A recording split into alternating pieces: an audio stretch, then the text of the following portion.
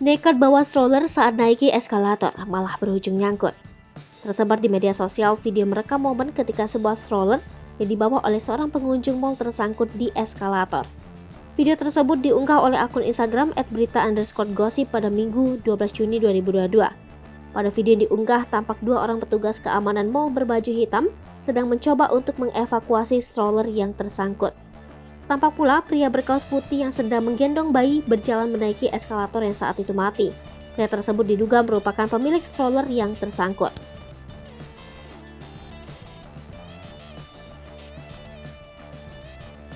Saat berjalan menaiki eskalator, pria tersebut juga tampak terlibat percakapan dengan petugas keamanan yang saat itu sedang mencoba mengevakuasi stroller yang tersangkut. Pada momen tersebut terlihat beberapa pengunjung mal yang juga menyaksikan dan mengabadikan proses evakuasi stroller yang tersangkut pada eskalator.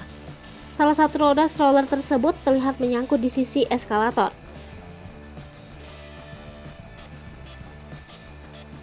Melalui kolom komentar unggahan ini, banyak netizen yang mengeluhkan bahwa ketika ke mall dan sedang membawa stroller, lift sudah penuh dengan pengunjung lain yang juga ingin naik ataupun turun lantai.